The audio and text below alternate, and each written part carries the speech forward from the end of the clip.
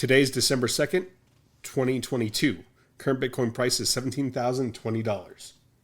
Welcome to the BitBite podcast, your source for news and information about Bitcoin and the cryptocurrency space. This podcast is meant for educational and entertainment purposes only and is not financial advice.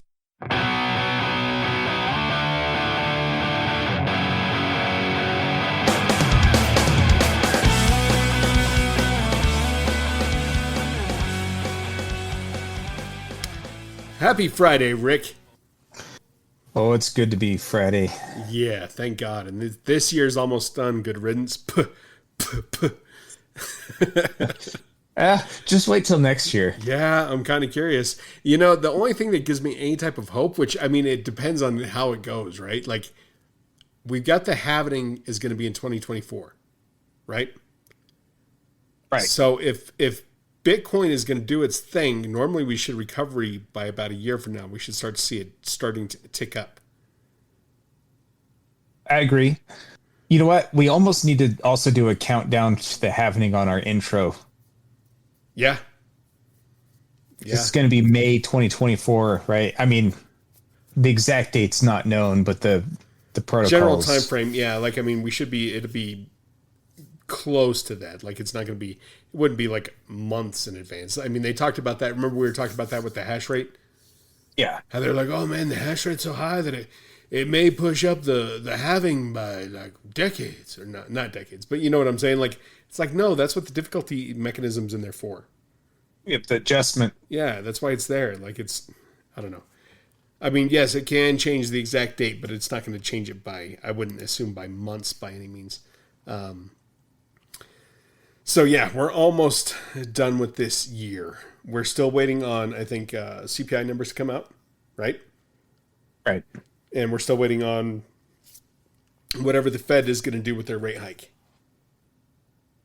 Yep. But we did get the job reports.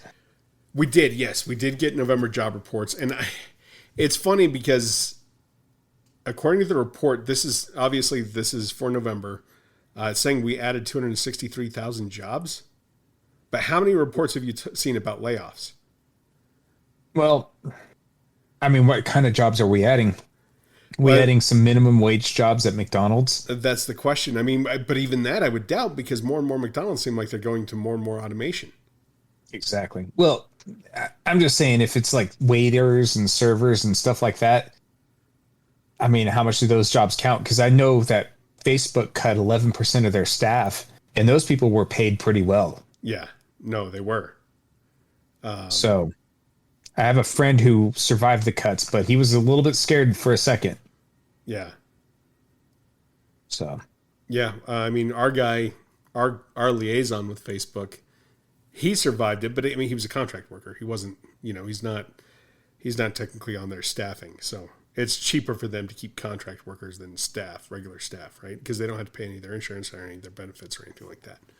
Yeah, they don't pay the insurance, the benefits, probably even the Social Security. Yeah, that's all taken care of by your main corporation that you actually work for, rather than the subcontract, or basically whoever owns you. Yeah, the subcontracting company handles that crap. Yep. And the funny thing is, they keep on talking about, like, we've talked about this before, like Jerome Powell has blood, like, and I don't think the guy means it, but I mean, he's talked about how no matter what the costs are, we're going to fight inflation till it's done. So basically he's talking about like people losing their jobs. You're saying he has some bloodlust going on. Yeah. Like, I mean, he wants to see real pain, and that's what real pain in the economy is, right? People being broke, people being completely decimated, losing their jobs, losing their livelihoods. And we're not seeing that as of yet. I mean, I still don't know if 263,000 jobs is great, but I mean, that may have been better than what they were expecting. And then the unemployment rate, and I still wonder about this one too. We had the unemployment rate go up to 14%, 14.8% in April of 2020. As you recall, during that whole horrible time. And that's hard to believe. That's been almost 2 years ago now. Or it has been 2 years ago. Yeah. And now we are down to 3.7. But that's not actively like true either, because we have like, so what they're showing is that we have unemployment numbers that are similar to what they were pre-pandemic. Yeah. I mean, I don't know. To me, everything feels worse than before the pandemic, but I don't know. If that's just my experience, I can't say that's exactly what's going on in the rest of the world. No, I But can't. Go ahead. times just feel tougher for in general. Like, Well, and everything still is costing more, right? Like that hasn't been settled. I mean, even though they're like, oh, well, yes, inflation is down 7.7, down to 7.7, I mean, it's still basically four times what they want it to be or whatever the case may be. yeah, So that's still not, that doesn't bode well. And I mean, and I think you brought up a good point. What type of wages are we looking at? Because a lot of places are hiring part-time jobs. And it goes back to what we were talking about before, where they don't have to carry the insurance. They don't have to be responsible for any benefits or anything like that. Because most jobs, if you're working part-time, you don't get any of those benefits. yep, It's not until you become a full-time employee that those types of things kick in. They're also yeah. saying that I think overall pay is up 5.1% from a year ago. And the average, this is a crazy statistic. The hourly average wage that people are getting paid an hour, do you know what it is currently? I do not. Take a guess. This is across the board, hourly average. Say somewhere around 17, excuse me, $20, something like that. $32.82. Wow. Yeah. That's actually a lot higher than I was expecting. Yeah, it is. Which is kind of, it's interesting, right? Like 32.82, if that's the average wage in the United States, I mean, average wage, right? Like, I mean, you got to take all income brackets. Like, that's got to include Jeff Bezos, I'd imagine, in there, right? Yeah. And how much does he earn a second? What was it we were talking about there?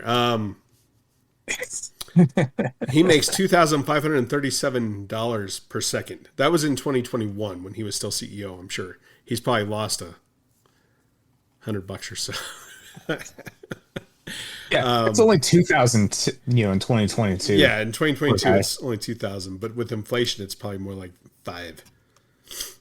Because and that's the thing is, I mean, when you look at that, like when you look at revenue, right? Like I know even my company where I work, the branch that I ran, one of the three that I oversaw, their profit revenue for the year was 121%. Wow. Yeah. Yeah. And then another one of my branches that I oversaw was 191%. Jeez. Like, but a lot of that, when I look at that, and I don't know if I've told you this or not, when I look at that and then I look at year over year transaction count to see, like, is it just that we're so much busier? No. The transaction count is pretty close, maybe within 100 transactions, right? So what does that tell you? Profitability's gone up. Yeah, I mean, just everything at the prices has gone through the roof. I believe that. Well, we were talking about, the jobs report going back, and the one thing I do remember is like from 2000 to 2008, before that recession, like there was millions of jobs that were $50,000 a year plus that were wiped out and have never come back. Yeah. And a lot of the times they're talking about job reports. So let's say, you're working a full-time job and let's say you're just making 50 grand a year. And then you lose that job and then you pick up two jobs and you're getting paid, you're doing two part-time jobs, 20 grand each. So you're actually doing less, but technically they've added more jobs to the market. Right. Yeah. And I think that goes back to what you were saying, like what type of jobs are they talking about here? Exactly. I mean, because we're becoming, and I hate to say this as a society, but my wife's a teacher, so I will. We're dumbing down the children in the educational system. Yep. And it's your wife's fault. Sorry, Melissa. I tell her that all the time. I'm like, this is all your fault. I done told you twice, and now she walks around with two black eyes. No, she like. I mean, the fact that kids cannot get below a 50% in school,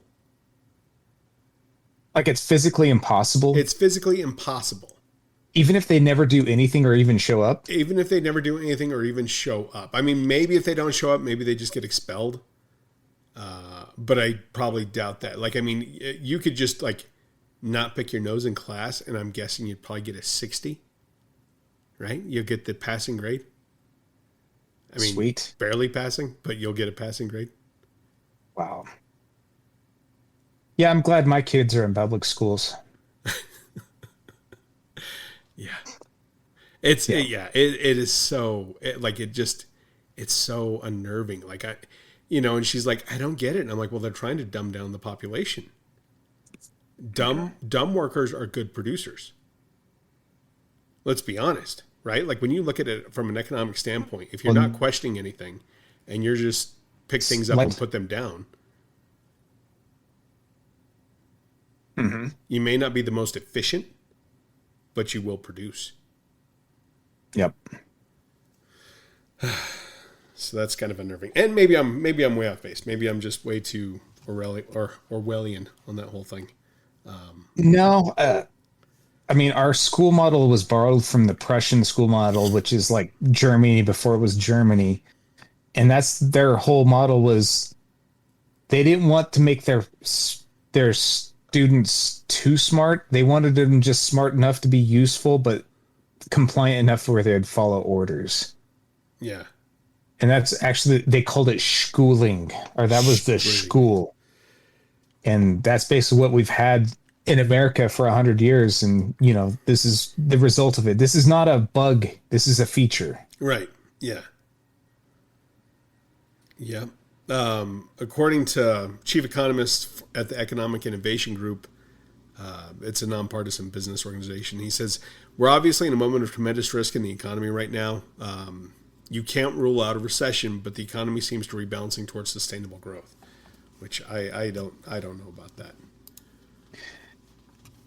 Yeah, I don't know about that either.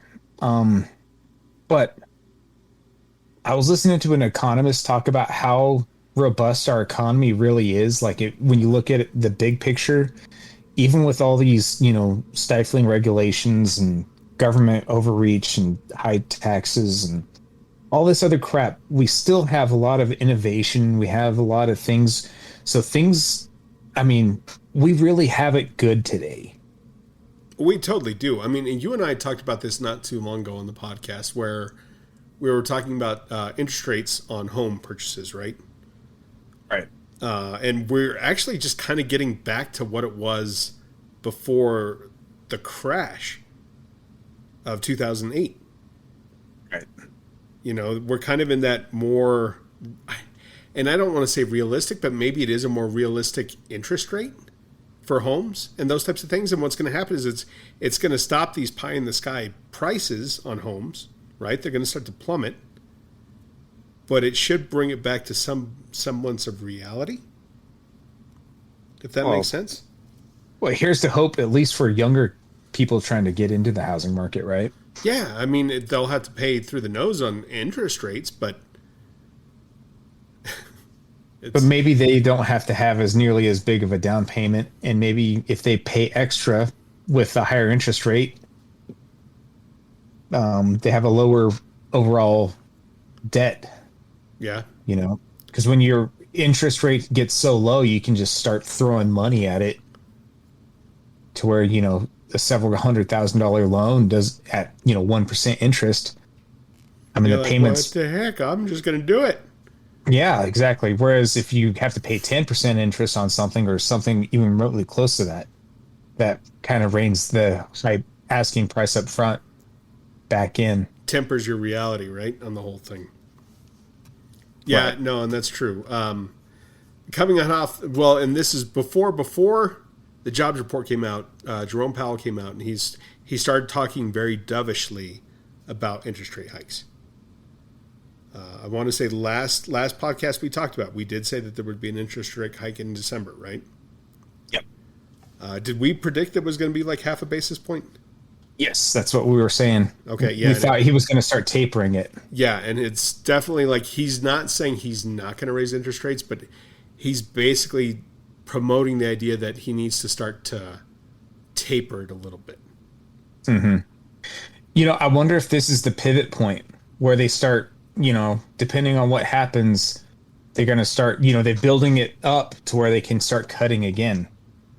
They could. I mean, even a half a basis point raise at this point, I mean, and I still don't know exactly where they're at on a 30-year note, but we've got to be close to like 6.5%, 7%, right? Depending on, you know, if you got good credit.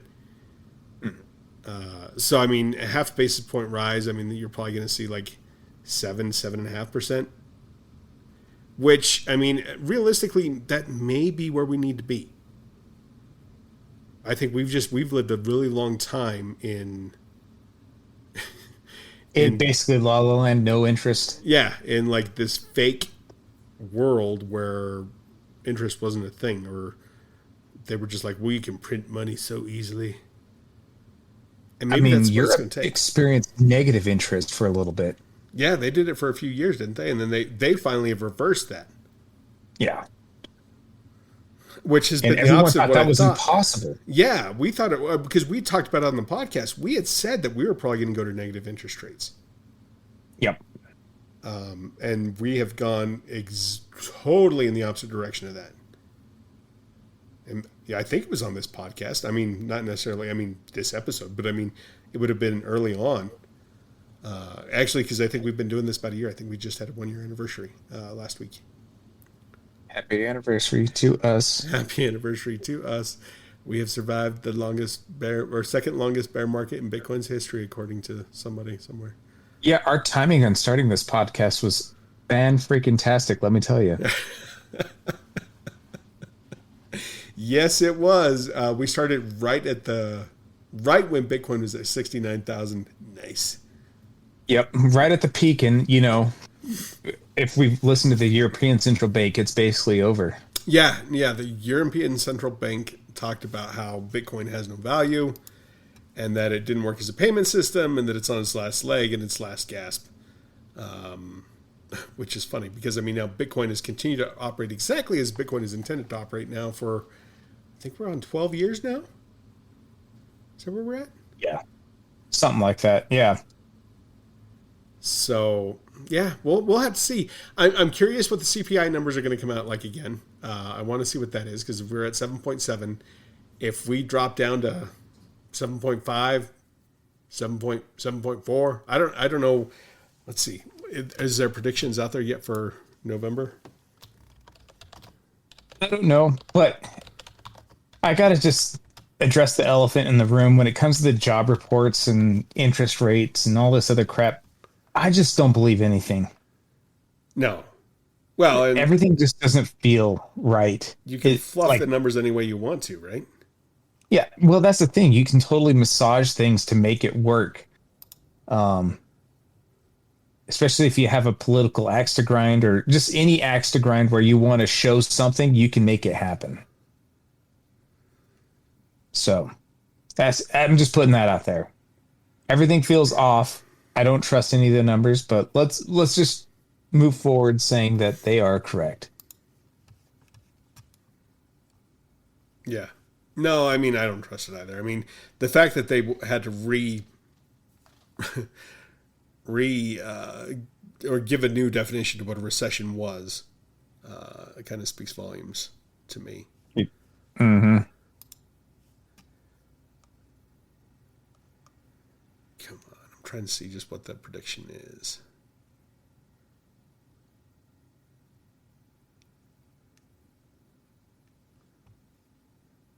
So they're expecting, it looks like, to be a 7.2 is the prediction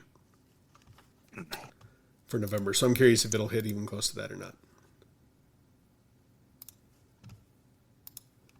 I'm not sure.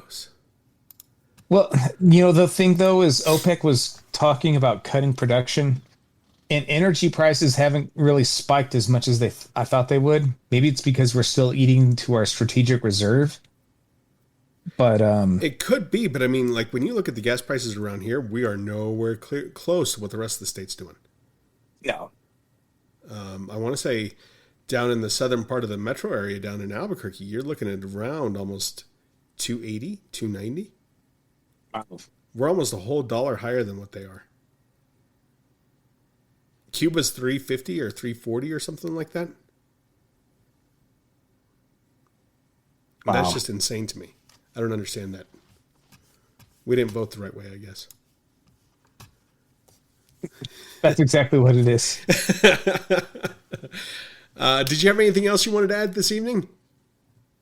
Nope, just kind of curious to see how things are going. I mean, everything just seems like fragile. Oh, it is. Like we've got to be on eggshells right now. Like it's just gonna be one really bad thing could set it all into turmoil, right? I mean, and maybe it's already on the way there. Maybe we are kind of like Wile E. Coyote when he had run off the cliff, right? He's still going straight and steady, but he ain't looked down yet. Ain't looked down yet. Scary times. I did buy some more Bitcoin this week. Not financial advice. Nice. Not a whole lot more, but I was like, well, I've been kind of waiting on the side. And I still don't know. I still don't know if we're going up or down. So we didn't close. I guess it's Go ahead. probably down for a little bit. Yeah, we've been trading so sideways for so long. Well, that's not true because we went from 21,000 down to like 15,000 and now we're at 16,000. Now we're at 17,000. But it's just been the exact opposite every time of what I think is going to happen. I think even the day when I bought, it was up at like 17.5 and then it went down to 16 something. So I was like, whatever. I'm used to this game. Whenever I buy, the market drops. So that's just how it works.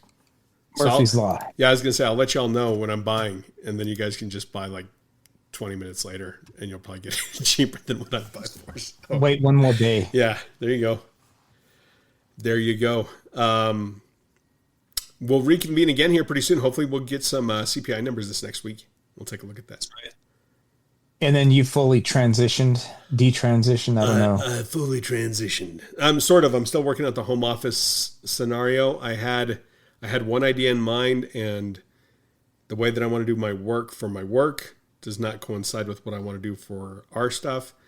So I'm going to have to make some switches. I realized that today, but it's a work in progress, and I've got a plan, so we're getting there. Sweet. Hopefully this weekend I can get a lot of different things uploaded and done. So cool, man. Well, I hope you have a great weekend, and I hope everybody listening has a great weekend.